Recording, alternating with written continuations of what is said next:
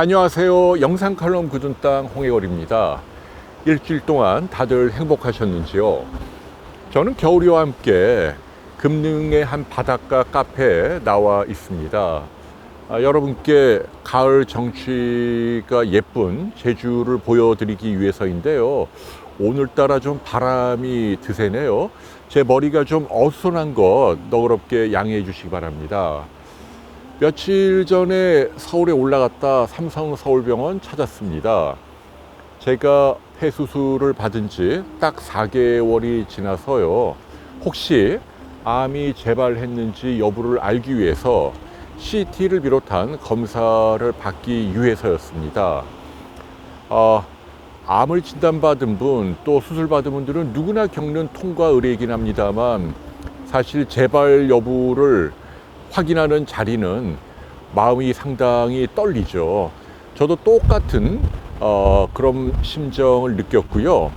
그래서 오늘 저는 여러분께 공식적으로 어쨌거나 폐암 환자로 돼 있고요.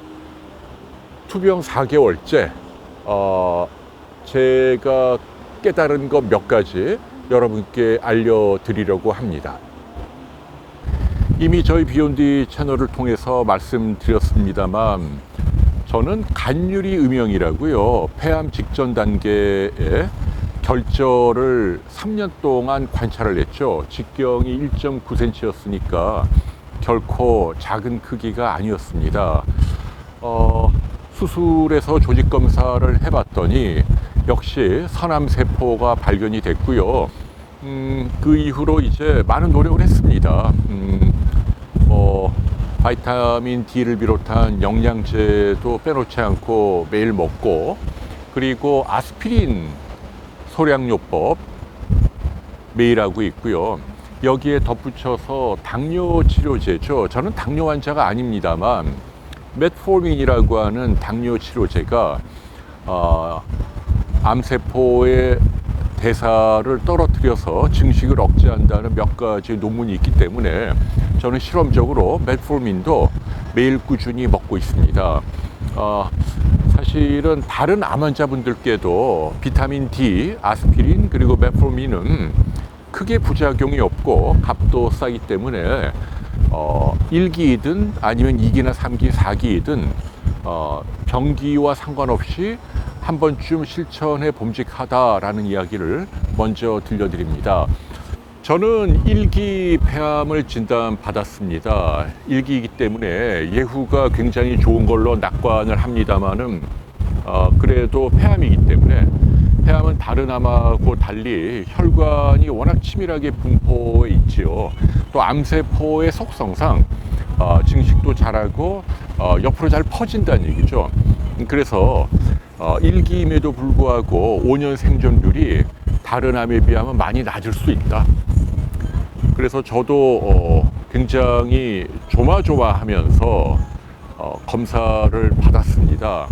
너무나 신기하게도 검사 받고 1시간 만에 결과가 나오고 외래 진료를 받을 수 있었는데요. 저를 수술했던 심용목 교수님은 너무 좋다, 깨끗하다, 완치가 됐다, 폐기능도 정상으로 돌아왔다 라고 말씀을 해 주십니다. 그리고 저는 결절이 아닌 간유리유명 상태로 미리 수술로 절제했기 때문에 거의 완치에 가까운 결과를 기대해도 좋을 것이다 라고 위로를 해 주셨습니다. 너무나 다행이고 또 고마웠습니다. 산정특례 혜택이 주어지더라고요. 전체 치료비의 5%만 내면 됩니다. CT나 폐기능 검사, 혈액 검사 다 받았는데 제가 실제로 낸 돈은 10,000원 정도밖에 안 되니까요. 정말 우리나라 의료 제도에 대해서 환자의 한 사람으로 고마운 마음을 갖게 되었습니다. 그런데 CT에서 수술한 부위는 깨끗한데 인근에 예전에 미처 보지 못했던 아주 작은 결절이 하나 또 나타났더군요. 불과 몇 개월 사이에 생긴 모양입니다. 크기는 굉장히 작고 모양으로 보아 양성 종양일 확률이 훨씬 높다라고 이야기를 해주십니다. 제가 여러분께 드리고 싶은 메시지는요, 저와 비슷한 상황에 있는 분들이 많을 거라고 믿습니다. 요즘은 검진을 워낙 많이 하니까 뭐 CT든 MRI든 영상을 찍게 되면 우리 몸에서 이런저런 종양, 양성이든 악성이든 발견을 하게 됩니다. 그럴 때 많은 분들이 좌절하고 걱정하고, 어떤 분들은 건강 염려증에 빠져서 닥터 쇼핑을 합니다. 여러 병원을 막 다니면서 돈과 시간을 쓰지요. 근데 중요한 건 많은 경우 우리 몸에서 이른바 이상소견이라고 하는 혹이 생기는 건 우리가 살아있다는 증거다. 아주 역동적인 그런 삶의 한 과정이라는 걸 우리가 이해할 필요가 있습니다 라는 말씀을 들려드리고 싶어요. 마치 얼굴에 점이 생기듯이, 비록 암 수술을 받은 사람이 아닌 보통 사람이라 하더라도 우리가 살아가는 동안에 예전에 없었던 어떤 혹이 내 몸 어디에서도 생길 수 있다라는 마음가짐을 우리는 가져야 합니다. 절대로 두려워할 필요가 없고 너무 겁먹을 필요가 없다는 말씀을 여러분께 드리고 싶은 거예요. 비단 이런 그 종양이나 결절만 있는 게 아니죠. 예컨대 뭐 내시경을 한다면은 많은 분들이 듣는 이야기가 위축성 위험이 있다, 아니면 장상피화생이 있다, 아니면 식도에 바레시 식도염이 있다. 이렇게 되니까 나중에 위암에 걸릴 확률이 10배, 식도암에 걸릴 확률이 20배, 이런 식으로 우리가 논문이나 미디어의 기사를 보고 겁을 먹게 됩니다. 근데 중요한 메시지는, 그게 그 사람이 대단히 특별한 잘못을 하지 않아도 나이가 들어가는 과정 속에서 누구나에게 생길 수 있는 불가피한 속성이 있다는 얘기죠. 그리고 그걸 거꾸로 되돌릴 수 있는 그런 약이나 수술이나 치료 방법은 never, 없다는 얘기입니다. 우리가 그걸 받아들일 필요가 있다는 점을 여러분께 말씀드리는 거죠. 중요한 건 비록 되돌릴 수는 없다 하더라도 미리 준비할 수 있는 방법은 있다는 얘기죠. 예컨대 장상피화생이 있다, 위암에 걸릴 확률이 10배나 높다. 그런데 그 10배라고 하는 게 상대적인 비율이라는 거잖아요. 예컨대 100명이 있다고 가정할 때 장상피화생이 있으면 5명이 위암에 걸린다는 얘기입니다. 장상피화생이 없는 경우는 100명 가운데 0.5명이 위암에 걸린다는 거죠. 100명 가운데 0.5명에서 5명이니까 비율로만 보면 10배입니다. 그러니까 사람들이 그 10배라는 수치 때문에 걱정을 하는 거죠. 근데 자세히 보시면 그 100명 가운데 장상피화생이 있어도 95명은 위암에 안 걸린다는 얘기입니다. 평생.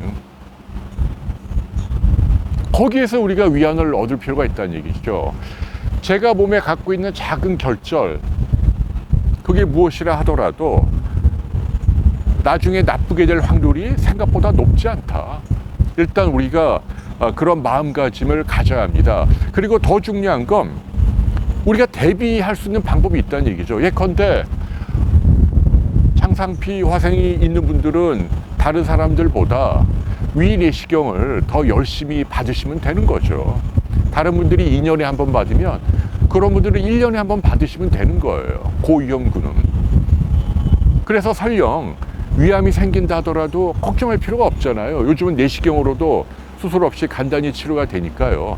폐암도 설령 또 하나 생긴다 하더라도 일찍 발견해서 모니터 하다가 수상할 때 떼내면 흉곽경으로 얼마든지 제거할 수 있다라는 이야기를 여러분께 들려드립니다.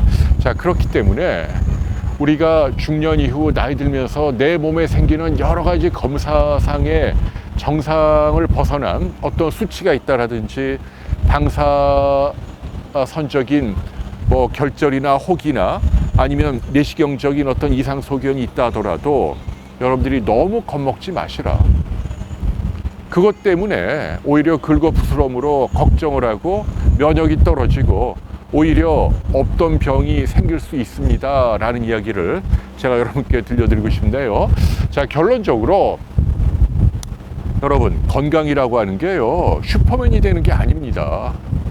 무슨 뭐 며칠 밤을 새도 끄떡없고, 그리고 뭐 성기능도 왕성해야 되고, 뭐 기억력도 나이가 7, 80이 돼도 젊을 때 못지 않아야 되고, 근력도 좋아야 되고, 이런 건 어떻게 보면은 미디어에 의해서 너무나 과대 포장된 좀 상징 조작의 산물일 수 있습니다.